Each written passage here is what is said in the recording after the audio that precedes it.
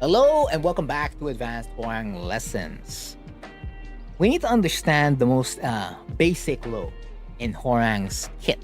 No, I'm not talking about down back 3, not talking about FC3 or FC4. I'm talking about the snake edge. The Flamingo snake edges in general. So that was left and this was right snake edge. He's got two. Not many characters can say they have two snake edges. Let's take a look on what you can do with the snake edge. So obviously, the snake edge is a very slow option.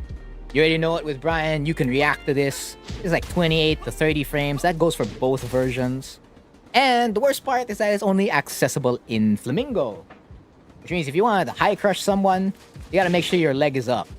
And of course, where you can't guard, right? You can't guard in this stance, so you use your power crushes, LFS back 3 and RFS back 4, aside from other fast moves to interrupt your opponent. And Snake Edge is part of that list because its job is to beat out high crushing opponents.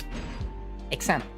So we have repeat action here. I've got multiple options recorded already on like what beats a high option in Flamingo. And this is usually the go-to. So let's say you block something like DF13.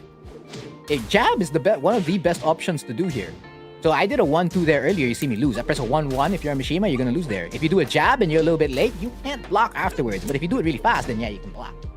And that applies to like almost all of it. But you have to be really fast. But realistically speaking, you might be a little bit late and then you're going to get hit by that. Or if you commit into your jab string, you're going to lose. For as long as if it's any high, you're going to lose. Let's say Steve, you try to do a back 1 there. In this case, Hwoarang back 4. You're not going to survive. You move on to the next one. I believe this one was up back 3-4. 1-2, same story. 1-1. Ooh. Of course, that's if you do it super fast. If you do it realistically, probably gonna lose there. If you do a jab, same thing. Your punish indicator keeps jumping. But of course, if you do it fast, you'll be okay. But you have to do that instantly. That's like if you're against Hwoarang, my first instinct is just like, okay, one jab and then down back, right? Or one jab into down back or like react. So those three situations there. DF13 negative, it is negative 2 on block. So if you throw out an LFS 1, that's a 15 frame jab. That's where the snake edge comes into play. And of course the classic back 1. I've made a whole video on that. You're gonna, again, links in the description below. Same thing applies to up back 3-4. This one's too negative. It's -4 and -5. And that makes, what do you call this? RFS F4 too slow. Because now you add 8 plus 4, it's not going to beat out a jab. It just won't. So that's where you throw out the snake edge to beat your opponent. Because the jab is literally like kind of like the OS there in that situation. Same thing kind of applies to LFS 3 forward, except 3 forward's covered by like 3-3. LFS 3-3, so they'll think about that. LFS 3-4, and then LFS 3 by itself. Like, and then they're like LFS 3 into the power crush or power crush cancel or another power crush and LFS back 3. So it has options to cover it. But if you just keep staying with the fake plus frames on the +2, because if you jab here, again, it's an 11 frame jab. The +2 is not covering you. That's why it's always +3. So that's where the snake edge comes in. If they're gonna jab, you're going to win there. It's fantastic. But of course, it's only reserved for options like that. That's on the defensive side of things. Like, okay, your opponent's gonna try to OS you or jab react to that particular situations where it's quite clear that all you gotta do is just jab against the opponent, then yeah, that's where the snake edge's purpose mainly lies. Can you use it on more solid options? Yes, because it's still technically a mix-up option. It's part of Flamingo. So let's say they're so busy, like they're so caught up with the RFS F4 mix-up, you know, RFS F4, RFS D+4 that comes along with it, RFS 2, RFS stance switch down 3-4. Yeah, a lot of these moves are fast in nature. And you have a couple of slow moves to like complement it. And then you can use another super slow move to really catch them off guard. And that's where the snake edge comes in. Will it hit? It depends on how your opponent's reacting.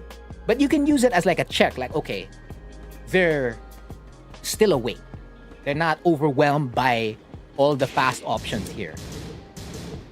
Or rather, they're so focused on the fast option that they forgot about the slow option. That's another way of looking at it. That's the other time you can like use it for mix-ups on the usual stuff like down 3-4, LFS 3-4, 1-2-4 or 1-2-3.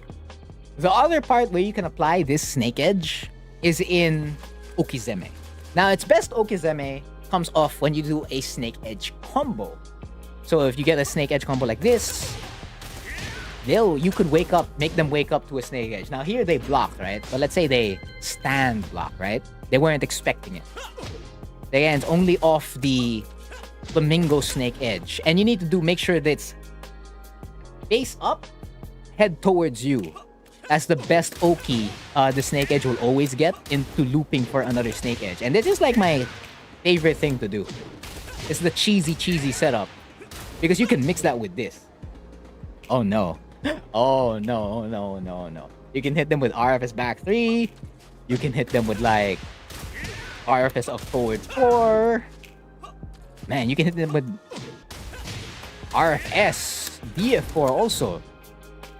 And that means you can apply other options too. It's not just like snake edge is the one that makes it go round. You can actually just make this the Hell Sweep Oki with snake edge pretty much more or less guaranteed to always catch the tech. So that was tech left, right? If we do tech right, they still get caught. And they're so close to you. It's perfect. And you can continue again. The RFS options still catch. They still do. Just to show you here, I'm gonna do RFS back 3, caught. Do RFS of forward 4, the air blade of Bekudo-san. 1, boom. Negative 13 on block. One last, RFS D+4. Perfect. And the Hell Sweep complements it as well. And you can like add even safer options. You could do a down 3-4. You can do an LFS down back 4. LFS back 4. And even for like other options, if they get up, if they do a get up kick, LFS up forward 4 wins there. LFS back 3 wins there. Hunting Hawk will win. Again, you can bring it into the lab to see like how you want to customize. Let's say if you get a snake edge, do you want to go for like extra damage on the Oki? You want to gamble on that chance? Or are you going to go for like guaranteed damage, right? So I think the best guaranteed damage you can get here is you do a Peacekeeper right after the snake edge.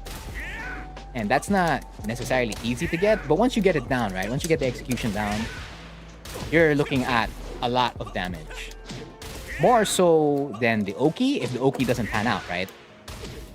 If the Oki doesn't pan out, you're looking at about 56 damage. So your objective for the Oki is like, can I get more than 56 damage? But I mean, if you get 2 snake edges like this, if you just put it to a safe option, you already got more. That's 37 plus 37. Now, can you do it? Now, if that's the best option, right? You can easily get it off the snake edge. Can you do it off a regular one? Yes, but it's not as good. It's an additional option is what it is. So it's not something you can loop and like catch the opponent more often. Let's say you do like the season 1 B&B, 1, 2, 3, and you do a deep dash forward 2. So you deep dash forward 2 over here, and then you do a snake edge. You'll catch them. But that's only versus tech left. It does not catch tech right. FF4, 1, 2, 3, deep dash. Does not. See, it just whips.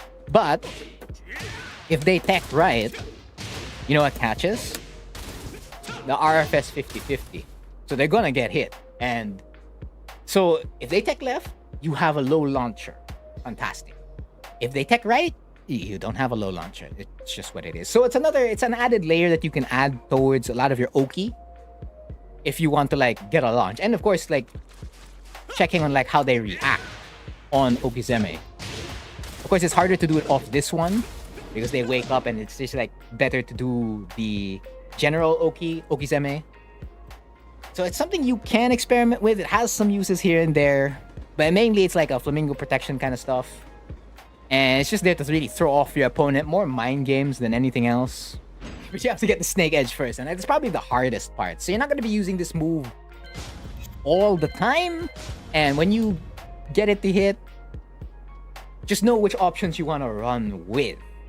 Do you go for the loop? Do you go for the big damage? Do you add it as a layer of Oki on like your regular combos? Do you add it for your layers of mix-up? Etc, etc, etc. So it's slow move, that is typically reactable, but you can use it. It has some utility. That's all I wanted to cover for this advanced Hwoarang lessons. Again, you're gonna see on the other side of the screen, the end screen, pointing you to the next advanced Hwoarang lesson.